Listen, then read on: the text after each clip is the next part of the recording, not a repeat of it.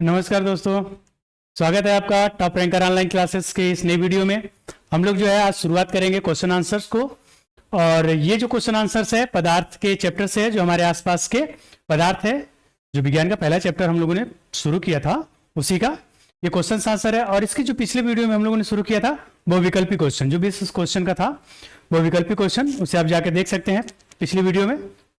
आप play list में बना हुआ है हम लोगों के, सारी वीडियो को आप जाके देख सकते हैं। तो आज हम लोग जो है पदार्थ के क्वेश्चन आंसर को शुरू करेंगे। तो जो पहला क्वेश्चन हमारे स्क्रीन पर है तो शुरू करते हैं कि निम्न में से पदार्थ छाटे, है ना। निम्न में से पदार्थ छाटो। करा की कुर्सी है, वायु है, स्नेह है, गंध है, घृणा है, बादाम है, विचार है, शीतल पेय है, इत्र की सुगंध है। इन सारी चीजों में से क्या करिए, आपको पदार्थ छाटना है। तो पदार्थ क्या क्या है? तो पदार्थ जैसे हमारा देखिए कुर्सी है। आप जानते हैं कि पदार्थ क्या होता है कि जो दुनिया की कोई भी वस्तु जो है जो कुछ ना कुछ जगह घेरती हो और जिसमें कुछ द्रव्यमान होता है। ये कई बार हम लोग पढ़ चुके हैं, पिछली वीडियो में आप जाकर देख सकते हैं। उसको क्या बोलेंगे? पदार्थ बोलेंगे। कुर्सी है, कुर्सी भी जगह घेरती है, उसमें वजन होता है। हवा है, हवा भी जगह घेरती है, उसमें वजन होता है। बादाम है, बादाम भी एक छोटा सा बीज है, तभी भी वो क्या है? पदार्थ ही है। शीतल पेय है, शीतल पेय भी यानी कि कोल्ड ड्रिंक्स हो गया, पानी हो गया ठंडा, वो सब क्या है? पदार्थ ही है। कह कि पदार्थ ये सभी वस्तुएं स्थान घेरते हैं तथा इन सभी का द्रव्यमान होता है। हमने बताया कि पदार्थ क्या होता है? जिसमें वस्तुएं स्थान घेरती हैं और उनका कुछ ना कुछ द्रव्यमान होता है, वो पदार्थ कहलाएंगे। ओके, अब जैसे इसमें दिया है कि स्नेह, स्नेह तो नहीं होगा। स्नेह क्या है? एक फीलिंग है, क्या है? फीलिंग है। घृणा, ये भी क्या है? एक तो स्नेह है प्रेम करने वाला, एक घृणा है यानी कि नफरत करने वाला। ये भी क्या है? फीलिंग है। इसमें कुछ भी द्रव्यमान नहीं होता है। आपके जो विचार हैं, आप कई किलो सोचते हैं, 2 किलो 4 किलो जितना सोचते हैं, वो आपका विचार है। वो क्या है? द्रव्यमान नहीं है, उसमें वजन नहीं है ना। तो वो जगह घेरता है कि आप कितना जगह घेर कर विचार कर रहे हैं। और उसके बाद गंध है। जैसे गंध यानी कि जो महक आती है कि स्मेल, जो बुरा महक रहा हो, अच्छा महक रहा हो, जैसे सेंट है, अच्छा महकता है। ये सब क्या है? जगह नहीं घेरते, लेकिन इनमें जो द्रव अवस्था में गैस भरी है वो होती है, वो पदार्थ होती है। लेकिन उसकी जो खुशबू होती है वो क्या होता है? वो पदार्थ नहीं होता है। उसी प्रकार जैसे गंध है, वो खुशबू की तरह ही है। ये बस शर्त है कि ये घृणा के रूप में लिया जाएगा गंध को, और खुशबू आ रही तो उसे स्नेह के रूप में लिया जाएगा, अच्छे के रूप में लिया जाएगा।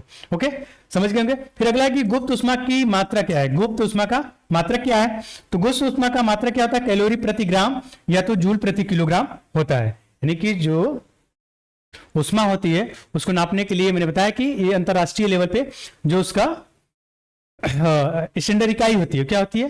कैलोरी होती है। ओके, अगला है अगला क्वेश्चन है कि निम्नलिखित तापमानों पर जल की भौतिक अवस्था क्या होगी? यानी कि जो भी टेम्परेचर है, तो जल को जो भौतिक अवस्था है, जिनको हम द्रव के अवस्था में रूप में और ठोस बर्फ के रूप में, गैस भाप के जलवाष्प के रूप में जो देखते हैं, उनकी अवस्थाएं क्या होंगी? जो हमारे पास क्वेश्चन में दिया है कि 25 अंश सेल्सियस पे जल की अवस्था क्या होगी, और 0 अंश सेल्सियस पे जल की अवस्था क्या होगी, 0 अंश सेल्सियस पे जल की अवस्था क्या होगी। तो 25 अंश सेल्सियस पे पानी जो होगा द्रव अवस्था में ही रहेगा। ठीक, 25 अंश सेल्सियस तो द्रव अवस्था में रहेगा, और 0 अंश सेल्सियस पे पानी ठोस अवस्था में होगा, क्योंकि पानी 0 अंश सेल्सियस पर जम जाता है। क्योंकि क्या होता है? पानी 0 अंश सेल्सियस पर जम जाएगा। जब टेम्परेचर 0 पर जाएगा तो पानी क्या हो जाएगा? जमना शुरू हो जाएगा और जम भी जाएगा। और ये क्या होता है? 0 अंश सेल्सियस बर्फ का क्या होता है? क्वथनांक होता है। उस टेम्परेचर पे आएगा तो बर्फ गलना भी शुरू हो जाता है। ओके, और 100 अंश सेल्सियस पे पानी गैसीय अवस्था में होगा, क्योंकि 100 अंश सेल्सियस से पानी वाष्प अवस्था में बदल जाता है। यानी कि 100 अंश सेल्सियस जैसे ही पहुंचेगा, आप जब उष्मा देंगे द्रव अवस्था यानी कि जल को, तो क्या होगा? वो 100 अंश सेल्सियस जैसे पहुंचेगा तो पूरा जो पानी के कण होंगे भाप बनना शुरू हो जाएंगे, भाप बनना शुरू हो जाएंगे। ओके, अगला है कि बर्फ के गलन की गुप्त उष्मा क्या है? यानी कि बर्फ के गलन की, यानी जो बर्फ है गलना किससे स्टार्ट हो जाता है? उसका पूछा ना संगलन, 0 अंश सेल्सियस पे गलना शुरू हो जाता है। तो इसमें पूछ रहा है कि इसकी गुप्त उष्मा क्या है? यानी कि बर्फ के गलन की गुप्त उष्मा 80 कैलोरी प्रति ग्राम, या 335 जूल ग्राम, या तो 335 गुणे 10 के पावर 3। ठीक है, 10 के पावर ये क्या होगा? 3 होगा। यहां पे सॉरी, 10 के पावर क्या होगा? 3 होगा। 10 के पावर 3 जूल प्रति किलोग्राम होगा। इसको बना दिया जाता है तेजी से। ठीक, ओके, ये है। आगे चलते हैं। कह रहा है कि जो बर्फ की गलन की गुप्त उष्मा क्या होगी? बर्फ की गलन की गुप्त उष्मा 80 कैलोरी प्रति ग्राम, या तो 335 जूल, या 335 जूल प्रति ग्राम, या तो 335 गुणे 10 की पावर 3 जूल प्रति किलोग्राम होता है। यानी कि जो ये गुप्त उष्मा है जल की, यानी कि इस कैलोरी में जो दे रही है, यानी कि ये जो गुप्त उष्मा है जब एक अवस्था से दूसरी अवस्था में बदली जा रही है, तो जब हम उसे लगातार उष्मा दे रहे हैं तो वो उष्मा जाके उस द्रव द्वारा या जो भाप द्वारा या ठोस द्वारा क्या कर ली जाती है? अवशोषित कर ली जाती है, अपने आप में सोख ली जाती है। उसी को बोलते हैं उसकी गुप्त उष्मा। जल के वाष्पन की गुप्त उष्मा क्या है? यानी कि जल के वाष्पन, यानी कि जल भी तो है, द्रव अवस्था में तो भाप में बदलेगा, तो इसकी गुप्त उष्मा क्या है? जल के वाष्पन की गुप्त उष्मा कितना होती है? 2260 जूल प्रति ग्राम, या इसको 2260 जूल प्रति ग्राम बोल सकते हैं, या 2260 गुणे 10 की पावर 3 जूल प्रति ग्राम होता है। यानी कि ये जल की गुप्त उष्मा है, यानी कि जल की गुप्त उष्मी है, ये गुप्त उष्मा है, गुप्त उष्मी है, क्या है इससे लिख दिया गया है, इसको चेंज कर देते हैं हम लोग। ये क्या है? उष्मा है, गुप्त उष्मा क्या है? ओके, आगे चलते हैं। अगला प्रश्न है हम लोगों का कि निम्नलिखित तापमान को सेल्सियस में बदलिए। यानी कि निम्नलिखित जो तापमान दिया है उसे सेल्सियस में बदलिए, यानी कि सेल्सियस से कैलोरी में बदलने के लिए दे देगा, फ़ारेनहाइट में बदलने के लिए दे देगा। ये चीज कह रहा है कि 300 कैलोरी है, 573 कैलोरी है, इस चीजों को क्या करना, आपको सेल्सियस में बदलना है। तो अब एक चीज देख सकते हैं कि केल्विन बराबर, यानी कि केल्विन बराबर क्या होता है? सेल्सियस प्लस 273, यानी कि 0 ऑन सेल्सियस बराबर 273 केल्विन होता है, ये बराबर होता है उसके, और 0 ऑन सेल्सियस बराबर 32 फ़ारेनहाइट भी होता है, ये दोनों बराबर होते हैं। तो इस चीज पे आप रख के आप किसी भी फॉर्मेट में चेंज कर सकते हैं इसको। तो यहाँ पे हमारे पास केल्विन दिया हुआ है, तो हम क्या करेंगे, इस 273 को बराबर किधर भेजेंगे? जब आप से के बराबर सेल्सियस प्लस 273 दिया हुआ है, तो 273 यहाँ पे 300 है, तो 300 बराबर सेल्सियस प्लस 273, तो इस 273 को आप बराबर किधर भेज देंगे? तो ये माइनस में आ जाएगा, 300 माइनस 273 बराबर सेल्सियस ये हो जाएगा। तो इसको जब आप घटाएंगे तो कितना बचेगा? केवल 27 बचेगा, 27 अंश सेल्सियस, यानी कि हमारा यही क्या हो जाएगा? आंसर हो जाएगा 27 अंश सेल्सियस। ये पहले का आंसर हो जाएगा। अगर 300 केल्विन आपके पास टेम्परेचर है, अगर उसे अंश सेल्सियस में बदलना है तो कितना हो जाएगा? 27 अंश सेल्सियस हो जाएगा। ओके, फिर उसके बाद है कि 573 केल्विन, तो 573 केल्विन के लिए इसमें भी करेंगे कि 573 केल्विन है बराबर अंश सेल्सियस प्लस 273 केल्विन के, तो इसको हम बराबर किधर भेजेंगे तो क्या हो जाएगा? माइनस हो जाएगा, 573 माइनस 273 बराबर अंश सेल्सियस हो जाएगा।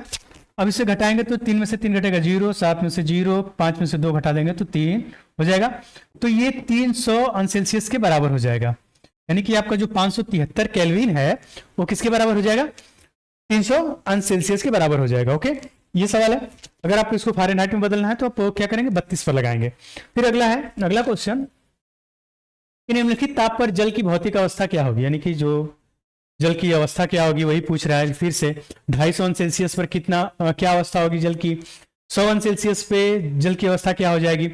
यानी कि जब 250 अंश सेल्सियस है तो जल जो है द्रव अवस्था में वो सीधे सीधे गैस में मिलेगा हमको, फिर वापस से द्रव में मिलेगा नहीं। और 100 अंश सेल्सियस पे द्रव क्या होता है? बॉयल होना शुरू होता है, यानी कि भाप बनना शुरू हो जाता है। तो आंसर है कि 250 अंश सेल्सियस ताप पर जल गैसीय अवस्था में बदल जाएगा, पूर्ण रूप से बदल जाएगा, उसमें कोई भी लेकिन नहीं रहेगा। और 100 अंश सेल्सियस ताप पर, दूसरा वाला उसका बी है कि 100 अंश सेल्सियस ताप पर जल द्रव अवस्था में, द्रव तथा गैसीय अवस्था में बदल जाएगा। यानी कि 100 अंश सेल्सियस है तो क्या होगा? जो द्रव अवस्था में आ जाएगा, जल है द्रव अवस्था में और गैसीय अवस्था में भी हो जाएगा। ओके, फिर अगला है कि प्राचीन भारतीय दार्शनिकों के अनुसार पंच तत्व कौन से हैं? यानी कि जो भारतीय दार्शनिक थे ये बोले हैं कि हमारा जो शरीर है या जो पृथ्वी पे सारी वस्तुएं हैं, दुनिया की ब्रह्मांड की कोई भी वस्तु है, इन्हीं 5 तत्वों से मिलकर बनी हुई है। यानी कि भारतीय दार्शनिकों के अनुसार जो हमारा शरीर है, हमारे आसपास की वस्तुएं हैं, कहने की तत्वों से बना है, जबकि हमको पता है कि तत्व अलग चीज होता है। ठीक है, ये पदार्थ है आपका, चाहे हवा हो, पानी हो, अग्नि हो, आकाश हो, ठीक है, ये सब क्या है? पदार्थ ही है। लेकिन उनको वैज्ञानिक दार्शनिकों ने क्या कर दिया, तत्व कह दिया है, तत्व कह दिया है। तो जो प्राचीन भारतीय दार्शनिकों के अनुसार जो पंच तत्व है क्या क्या है, पृथ्वी है, वायु है, अग्नि है यानी आग है, जल है और आकाश है, ये सब इनके अनुसार क्या है, तत्व है। और इन्हीं तत्वों से दुनिया की सारी चीजें क्या है, बनी हुई है। और ये लोग जैसे हमारे दार्शनिक या बुजुर्ग लोग कहते थे कि क्षिति जल पावक गगन समीरा 5 तत्व से मिलकर बना शरीरा, यानी कि जो हमारा शरीर है इन्हीं 5 तत्वों से मिलकर बना हुआ है। ओके, तो अगला क्वेश्चन है, आगे चलते हैं कि पदार्थ के कणों की क्या विशेषताएं हैं, पदार्थ के कणों की क्या विशेषताएं, विशेषताओं के बारे में भी हम जानते हैं, इनका स्वरूप कैसा होता है, इनकी अवस्था क्या होती है, इनके बीच का गुण क्या होता है, गुण मतलब वही उनका स्वरूप, यानी कि उनके अंदर क्या स्वभाव है, पदार्थों के बीच में क्या स्वभाव है। ओके, तो पदार्थों के बीच में क्या होता है, आकर्षण बल पाए जाते हैं, ये हमको पता है कि पदार्थों के मध्य क्या होता है, आकर्षण बल पाए जाते हैं, जिसकी वजह से ठोस के जो कण होते हैं बहुत आपस में उनके आकर्षण बल बहुत ज्यादा मजबूत होते हैं, द्रव के थोड़े कम होते हैं, गैसों के एकदम लूज होते हैं, एकदम कम होते हैं, ये आकर्षण बल होते हैं। और पदार्थों के कणों के मध्य क्या होता है, रिक्त स्थान होता है। वही रिक्त स्थान में तो जब हम नमक घोलते हैं, चीनी घोलते हैं और नींबू घोलते हैं तो क्या होता है, उन्हीं रिक्त स्थानों में जाके घुल जाता है, पड़ा रहता है। और जो पदार्थों के कणों के बीच क्या होती है, गतिशीलता होती है, यानी पदार्थ के कण क्या होते हैं, हमेशा गतिशील करते रहते हैं, गति करते रहते हैं। तो अगर गति नहीं करते रहते, अगर आपको एग्जाम्पल दिया गया होगा वीडियो में कि जब आप स्याही मिला देते हो यानी चीनी केवल डाल के छोड़ देते हो, नमक डाल के छोड़ देते हो, तो क्या होता है, धीरे धीरे धीरे अपने आप स्वतः पूरे पानी में यानी पूरे जल में मिल जाता है। क्यों मिल जाता है, क्योंकि कणों के बीच क्या है, गति है, इसीलिए उनके जो एक दूसरे पदार्थ जो है नमक और जो जल है, ये दोनों पदार्थ है वो अपने आप स्वतः मिल जाते हैं। और स्वतः मिलने की चीज को जानते हैं क्या कहते हैं, विसरण बोलते हैं।